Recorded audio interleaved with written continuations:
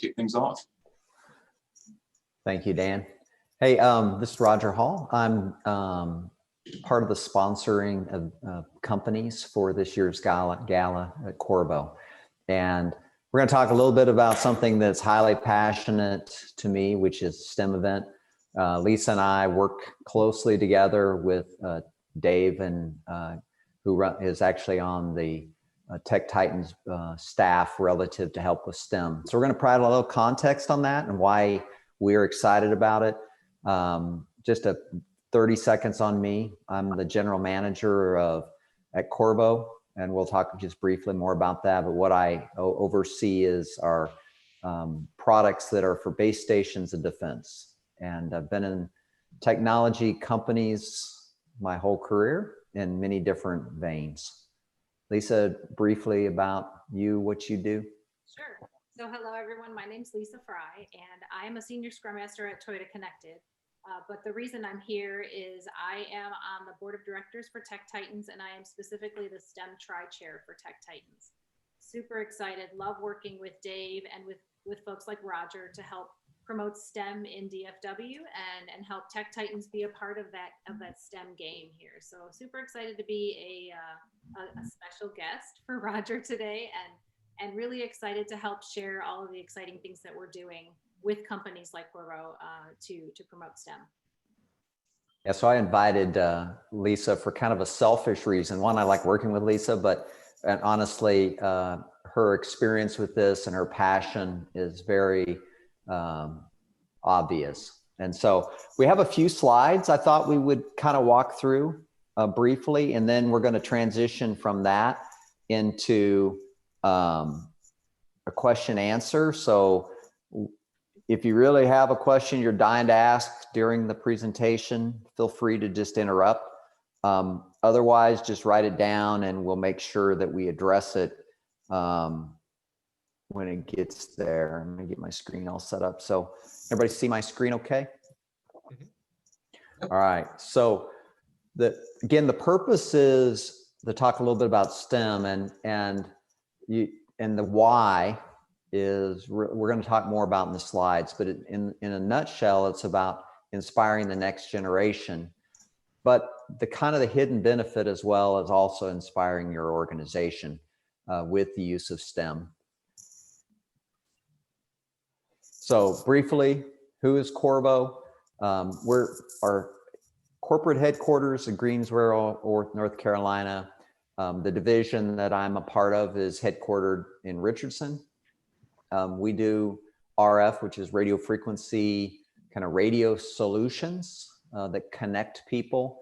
We're a global company. We have people located in many different countries around the world, 8,200 approximately total, do about $3 billion of business. Three primary areas of focus are mobile devices and network infrastructure and defense and aerospace. The division I am in is the bottom two. Kind of the tagline of what we do and what inspires us are to connect and protect and power the world around us. So here's some just pictures of different things that we're in. So very few people know who we are, but we're in many, many components. Probably the cell phone you have in your hand or on your lap has our chips in it. Your car may have our chips in it. The airplane that you flew on before COVID likely had our chips in it.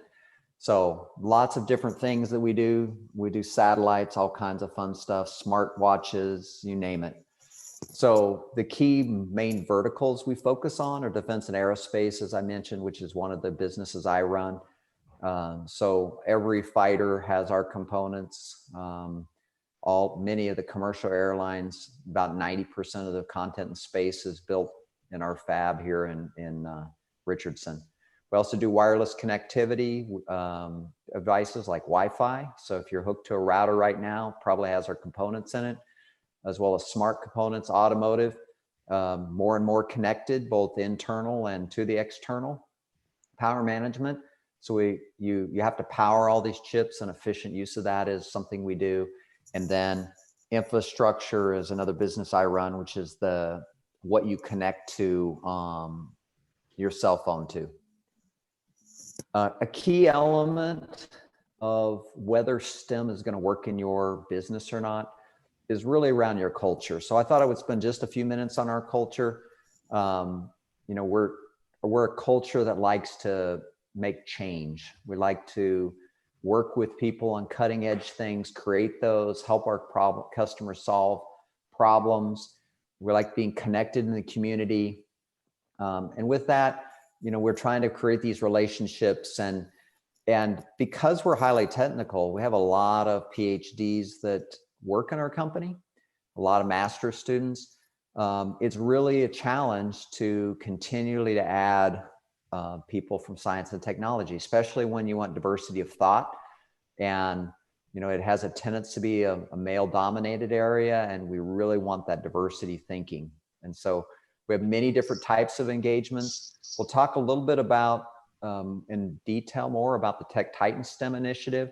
Last year alone, we had 50 different employees that volunteered, doing 80 different events. So it's an area that we get a lot of interaction with the community, and it's a great way that millennials and Gen X, Gen Y, they really feel the desire to connect and to share and to give back. And this is a great way to do it. That's not only great for them, but it's also great for the business. Part of our overall STEM initiative at Qorvo is we target universities that we work internships with. From UT Dallas here, we have great relationship with them. It's actually one of the top places that we hire students directly out of school, to other universities that are more domain relevant to RF electronics as well. So I'm going to hand this off to Lisa and talk a little bit more about STEM. Roger. So you've heard about the gap in STEM jobs, and that's truly why we're here. There's a huge gap in jobs now and in the future compared to the number of students who are actually in those degree programs right now. So we have a job to do, and we've heard this across the entire country. And so we're doing what we can here in DFW. We know a lot of the students here who tend to go to college in Texas end up staying in Texas to work. So why not build that pipeline and start as early as possible to get them to come back to DFW and work in STEM fields right here in our backyard. This one shocked me, actually. Over 50% of teens have never considered a career in a STEM related field. These days, with the way technology is really all around us all the time, this one was shocking. But you know, I have two daughters, one is middle school, one is high school, and I can tell you both of them wanted to go, well, the oldest wanted to go into something very creative and never thought technology should be part of that equation. So it might just be an awareness issue. And so that's part of what we want to do here, is get the students, especially teens who have never considered this, get them role models who are already in the field, who look like them, who think like them, and help them see themselves in those fields in the future. And that's a huge go ahead. Oh no, I was going to say also, I have a daughter who just graduated from college, and she was very good at STEM stuff. Sorry.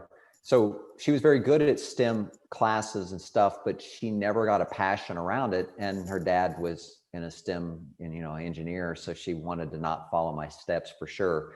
But I kind of look back and say, I wish there would have been a program like this where she would have connected with someone she could relate to that would have helped to get her excited.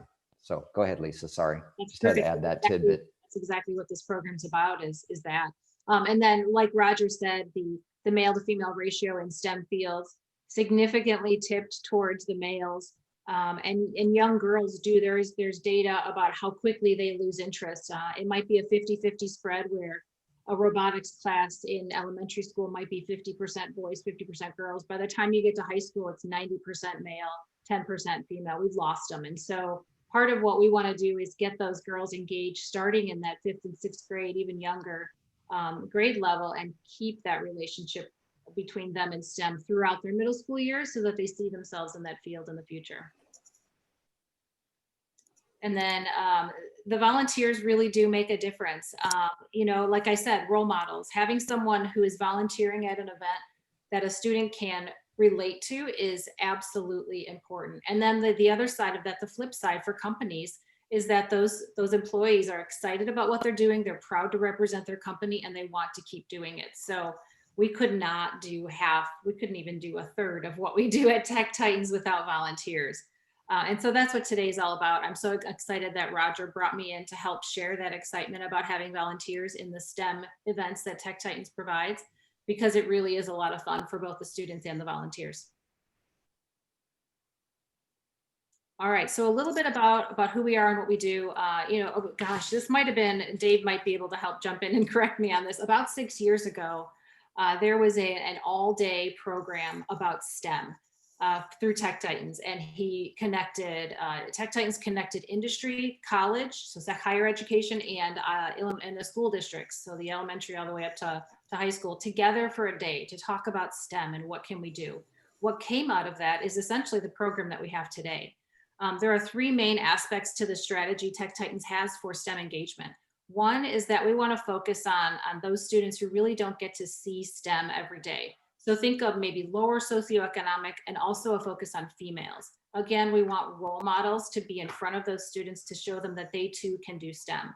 The second thing about our strategy is we want our activities to be plug and play. So we want volunteers to walk in, be able to volunteer, go back to their office 4 hours, 2 hours later, and feel like they've done something to improve the world. We also want it to be a reusable event for our own sanity, so that we can easily reuse that event multiple times in a school year without too much work. We also want it easy for the school districts who might host us for a half a day or a part of a day. So we want something that's easy, simple, and fun. That was another definite piece to our strategy as we developed our program. And then the last piece of the program is what I mentioned a little bit ago. There was this trio of folks that we knew we needed to engage in our program. Higher education, the industry folks who are the volunteers who are critical to the success of this, and then the school districts. That's our community presence. And so the three groups working together creates a pretty remarkable experience. And as you'll hear as we talk, when you ask questions later, a lot of return on investment for companies, not only from a brand perspective, but for employee engagement. They're so excited and proud to be representing their company. I started as a volunteer with Tech Titans, and I can tell you, I was really excited when I walked down the hall of a high school and heard the high school students singing the theme song to my company, just because I was wearing my company's t-shirt. That not only made me laugh, but it made me excited to represent my company, and I wanted to keep coming back. And it led me down this path to be on the board of directors. I enjoyed it that much. And I can tell you, the other volunteers that we talk to, they leave smiling. And that's a huge part of what we want to do. So I wanted to share a little bit about some of the behind the scenes strategy of Tech Titans and why we are where we are today. And to Lisa's point, there's been a lot of success since this started and really ramped up. We've had over 15,000 what we call inspirations, which is really one-to-one connections with students, and that has allowed them to move forward in many different areas. I'm not going to read all the bullets of different kinds of engagements that happen. We probably would have 20,000 by now. We were on this huge ramp, and COVID comes along and schools shut down and nothing can happen. And the team is quickly flexed to do virtual events. Now, and honestly, we're ready for events, and it's been Dave's biggest challenge is to get the schools all positioned and comfortable with the levels of security we have and the protocols we have and the method to do it. But we are now having traction. We have a couple of really fun programs that we'll talk about here in a minute that you can plug directly into that works virtually for both students and volunteers. So kind of the ask before we move into the questions, as Lisa said, I mean, these programs need money, right? So, giving from your company resources is a good thing, but I wouldn't say that's the number one thing. I would say, my experiences when people get involved and engaged, then they're going to want to give. So the primary ask is for you to either personally get involved or get your companies involved with volunteers. And we've got Dave's contact info with either email or cell phone. If you would love to engage, at Qorvo, we have like a focal that helps, send out the messages to the, the different people that volunteered before. And it just makes it really simple for people to fit it into their schedules and make it work and work in and out. We also look for people to share their own experience. I mean, part of this event is we do panels of different things. And so sharing those expensive host of events,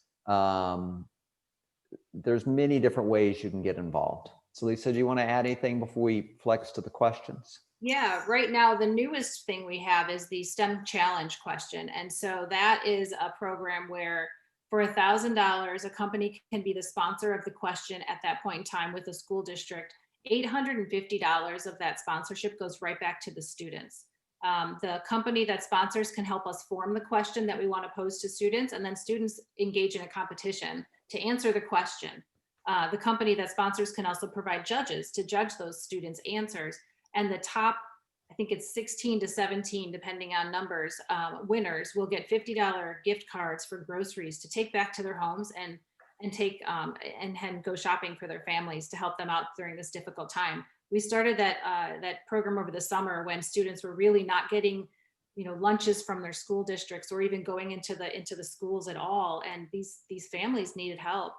People were out of work at times, and so that program was specifically designed to help families through COVID, but also help them thinking about STEM at the same time. And that's one of the greatest new programs that we have. That's pretty simple to plug and play into, and it is very rewarding because it gives back to the community. Thank you, Lisa. Yeah, you're welcome. All right, thank you all. It's been good to share with you. Now I hope to get to know you better. Yes. We were talking beforehand that it'll be interesting how this goes, because I love walking around to the gala and shaking hands and getting people to know people. So, questions, comments, thoughts, feel free to just pipe up. And if not, make sure that you head to the next event, because I hear there's a special guest coming.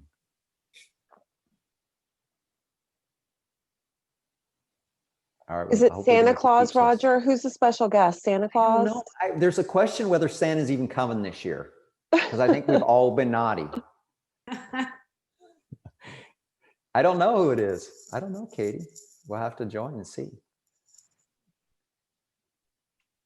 Well, I just want to say how much I appreciate the STEM. I've had the pleasure of participating in some of the summer camps for the girls in STEM, and they're always so excited. They're so passionate about learning about technology. It doesn't really matter what kind of technology, whether it's Wi-Fi or how cars work. I think one summer they designed like their own like car of the future, and they're always really surprised that there's so many elements to STEM, that you can be a technical writer, you can work in PR, you can do software, you can do engineering. And I would just, as someone who works sort of alongside the technical, I would just say that share your experience with the students. As a volunteer, your energy and your enthusiasm encourages those kids to stay in the programs. I think one of the things that was shocking to me is, if any of you are parents of a little girl, their window of their interest in science and STEM related subjects is really narrow. It's only about 4 years, and then they may lose interest. So the sooner we get these young girls involved and really get their interest and passion ignited, that's really, I think, that's going to be what's important. And whether you're in directly STEM related or sort of STEM adjacent like myself, because I'm in communications, I would say get involved in any way possible, whether it's participating in a camp or a panel, or even getting your company to sponsor an event. It's very important, especially in the North Texas area. We are is it the corridor, tech corridor for a reason, and we want to continue being strong. That's a great point that Katie brought up. I think about some of the volunteers that I've met, especially those who are fresh out of college. Some of the females that I've met, they are spunky. I mean, they had to navigate a very male-dominated world, and they are excited about who they are, what they bring to tech, what they bring to STEM. I know we talked a little bit about in the beginning about how there's an employee engagement and recruiting aspect to having STEM volunteerism opportunities with your companies. For those of you who are visiting us today in this meeting, I definitely want you to get the most out of it. What are your thoughts on how you could use something like STEM volunteerism to help promote someone joining your company? I mean, does this look like something that would be interesting to the new employees you have, or you personally? Is this interesting to you?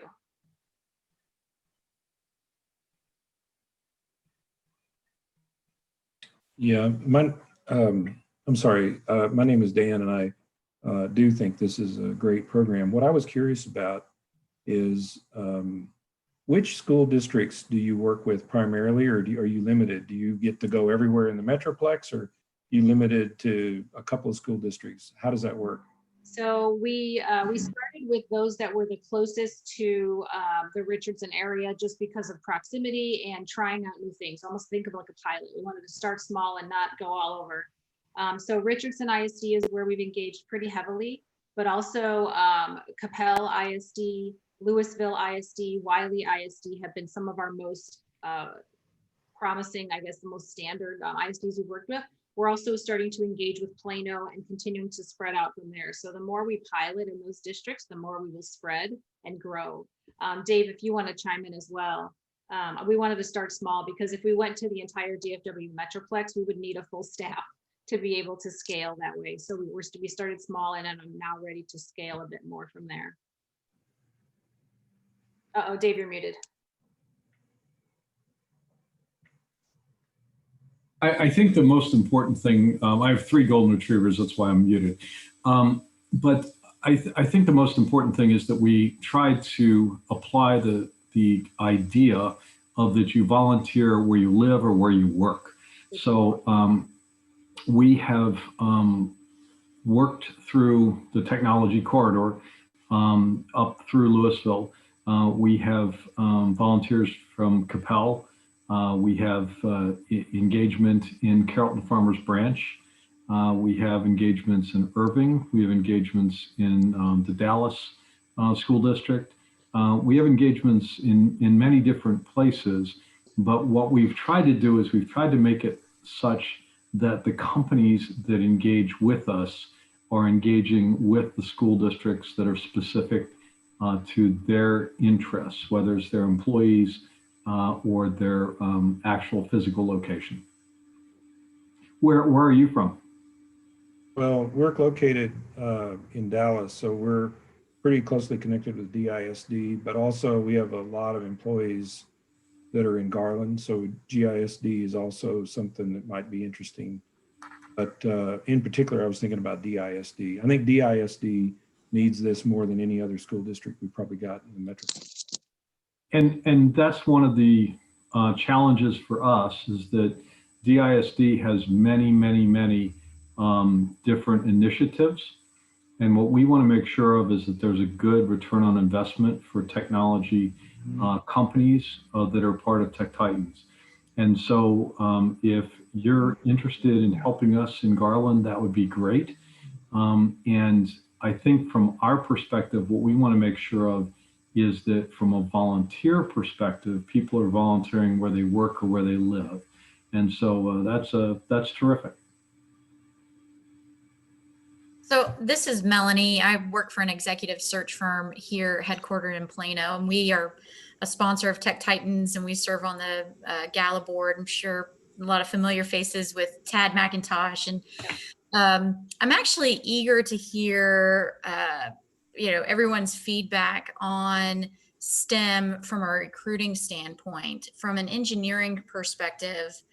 And I serve on the board for the Surface Mount Technology Association. We do a lot of engineering recruiting. Most of our clients are looking for significant experience, 5-10 years or more experience. And so for those kiddos coming out of school, coming out of high school, or even coming out of college, having an internship or a STEM program, while that's helpful, it's not as tangible or as would be 2 or 3 years working for a company like Qorvo or something like that. Do you guys tend to hire people who have recently graduated, or do you tailor more towards that hands-on experience, or has a STEM, being heavily involved in a STEM program or taking something like that during school impacted or made a difference in your hiring decision overall? And real quickly before we answer that question, I just want to let everyone know the pre-show starts in 3 minutes. So, All right, so this may be the last question. I'll answer. Qorvo, and then we can see if we have some time, but Qorvo has traditionally been very high experience hires, PhD, masters, lots of years of experience, but I'm not traditional. And so I'm trying to get our team to realize that, a balance of experienced hires and new hires is a really good thing from many perspectives. From a P&L perspective, it's very important because you can really help balance, but you can also shape the culture much more effectively with a new hire than you can a seasoned hire. It also lets you bring in people that are doing the tasks that the senior engineers complain about profusely, right? So there's this tendency to want to hire only the best and the brightest, and then they complain because they're doing work that is really below them, which is true.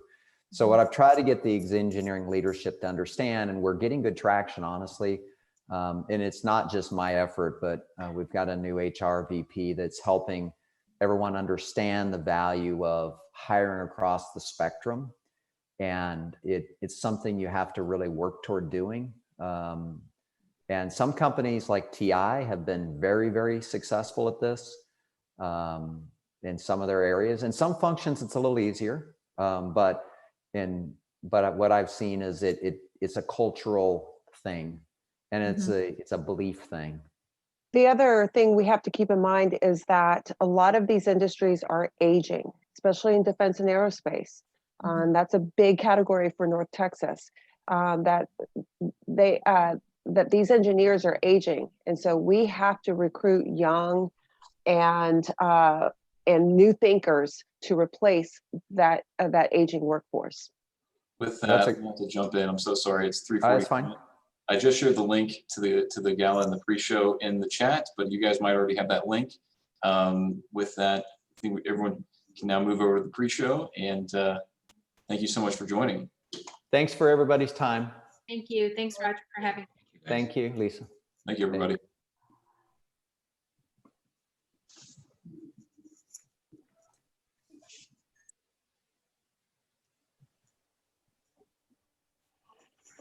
We'll keep the chat open until everyone is able to link over to the actual gala.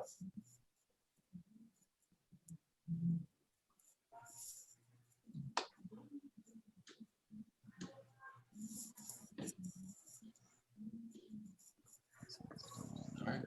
Thank you. Thank you.